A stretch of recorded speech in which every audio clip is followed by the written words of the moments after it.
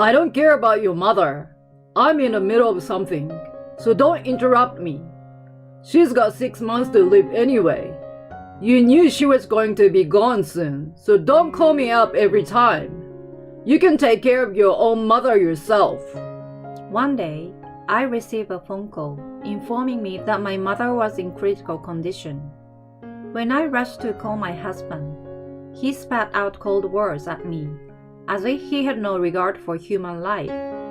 I sat there in a daze with the phone in my hand, thinking about my mother. I wanted to show her how happy I was with my marriage. I believed it would be the greatest repayment I could give her. But now, I might not be able to fulfill my promise. I wiped away the tears that were welling up in my eyes and ran to the hospital. I'm sure my husband is still so absorbed in his hobbies that he has forgotten about our phone call, unaware of the unexpected tragedy that awaited him after that. My name is Sophia. I'm a 27-year-old housewife living with my husband Emery, who is 2 years older than me. I met him when I had just graduated and joined an IT company. I'm Emery, and I will be training you starting today. Nice to meet you. Nice to meet you too.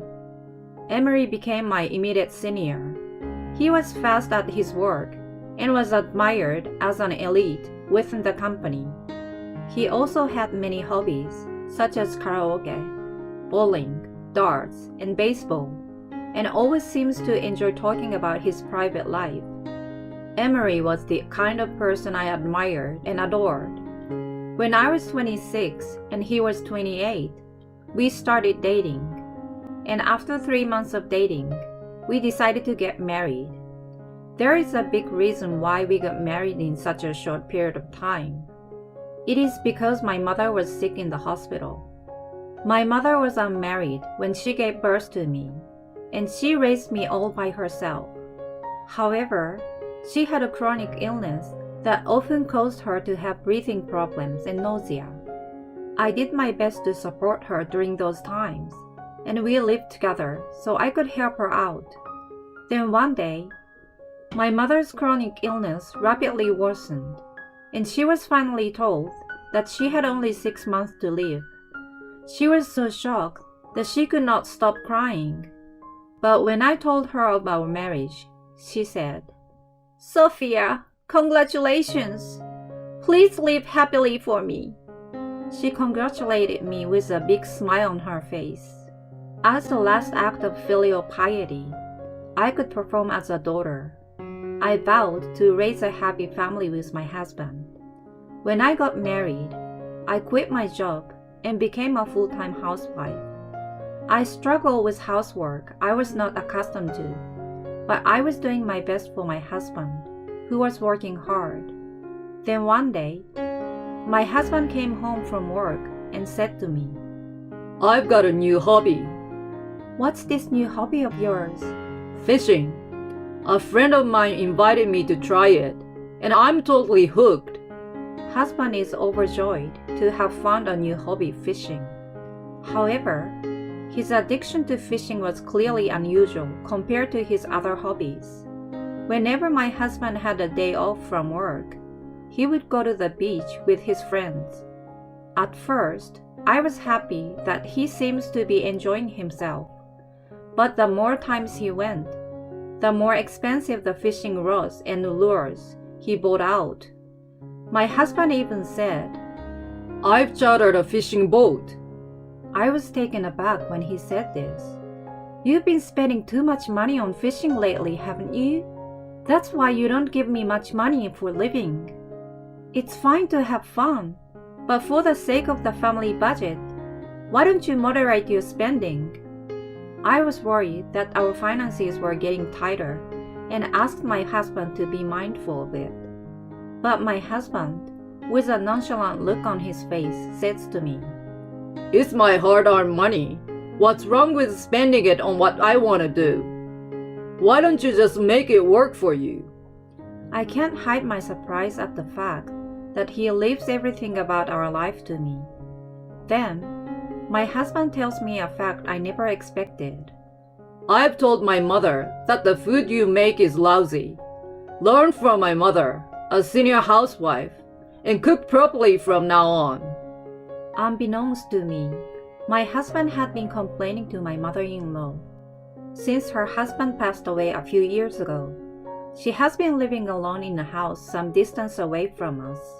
My husband was worried about her, so he went to check on her from time to time, and he told her how stressed out he was about me. After that, my mother-in-law visited our house often and started blaming me. Both my husband and my mother-in-law treat me coldly, and I always felt helpless. When I talked to them about money, they insisted that I should take care of it myself, so I spent my days visiting my mother, draining my savings from my unmarried days.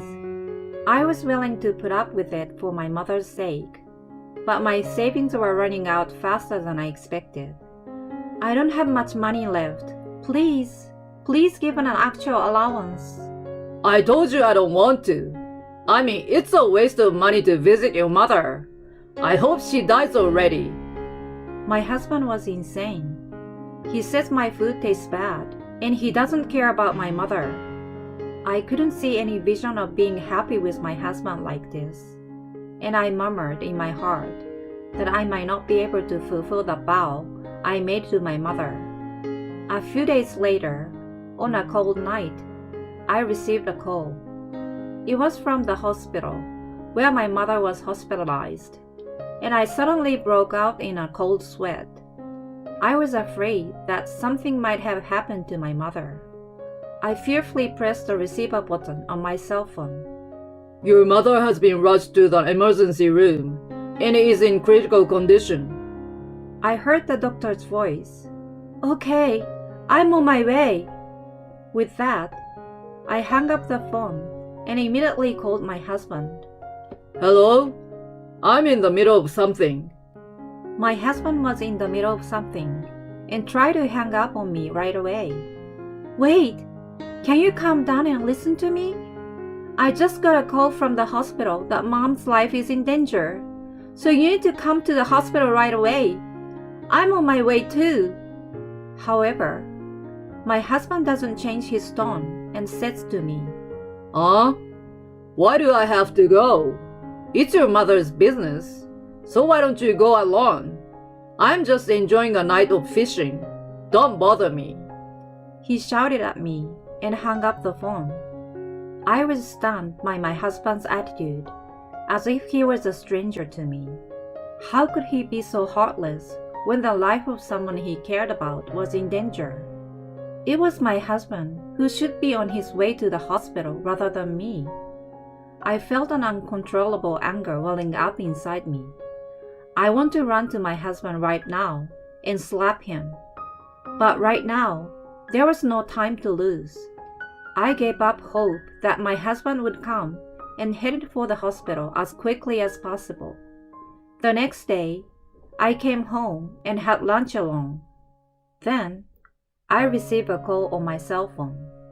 I rushed to answer it, expecting my husband to finally call me back, but it was my friend Jenny. She was a colleague of mine from when I was working as an office worker, and we saw each other regularly after I got married. Hello, Jenny? What's wrong? Hi, Sophia. I saw something last night. So what? Please listen to me calmly. The truth is, I listened carefully to Jenny's story and found it unimaginable.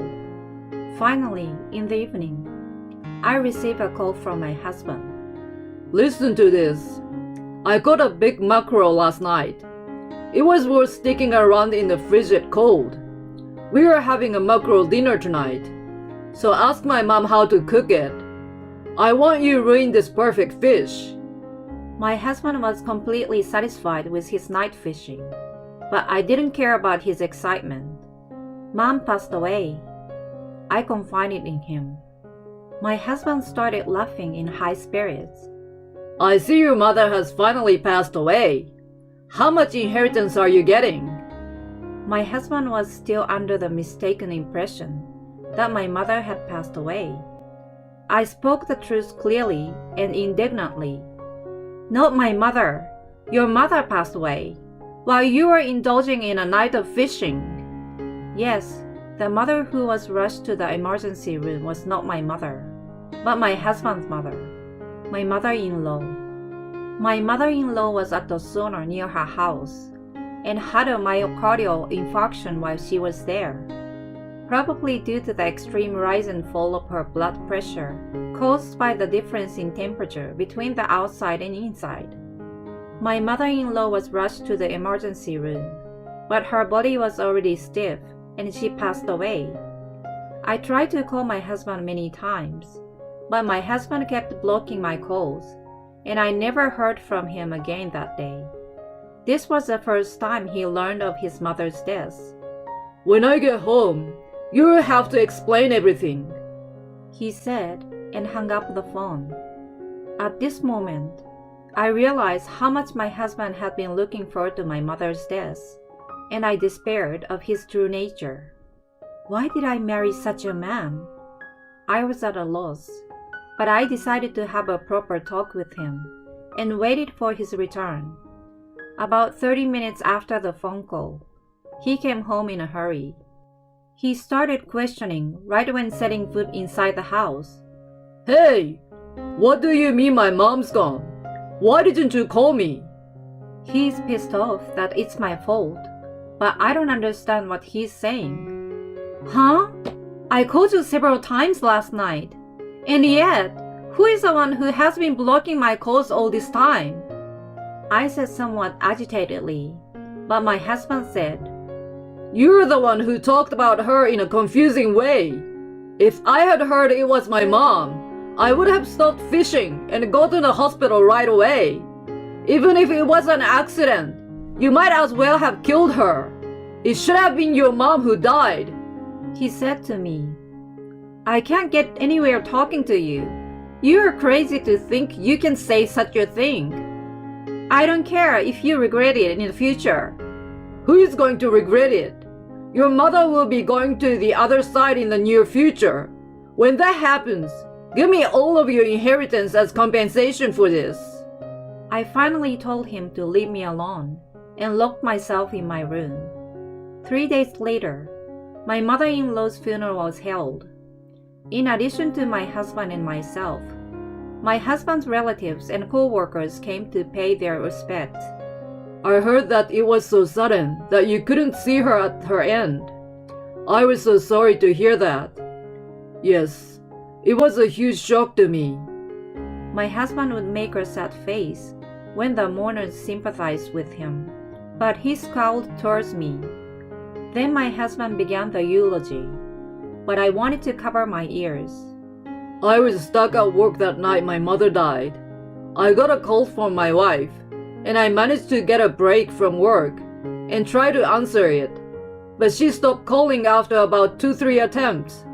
If only she had kept in touch with me until I picked up the phone. My husband was giving a sobbing speech about how it was my fault when he was obviously lying, and me being annoyed inside, saying, "What the hell is he talking about?" The mourners who didn't know the truth started giving me the cold shoulder, and I heard one of the relatives say, "That girl is not a good wife to make her husband so sad like this." I was unreasonably blamed. I was at the height of my anger. My husband was still in the middle of his speech, but I grabbed the microphone from him. "I'm sorry to interrupt. I have something I have to tell you all." Sophia, what are you doing? Are you going to ruin my mother's funeral? "I'm going to tell the truth, and you're going to shut up and listen." What? The truth? I shook off my husband's protest and played the voice recorder I was holding.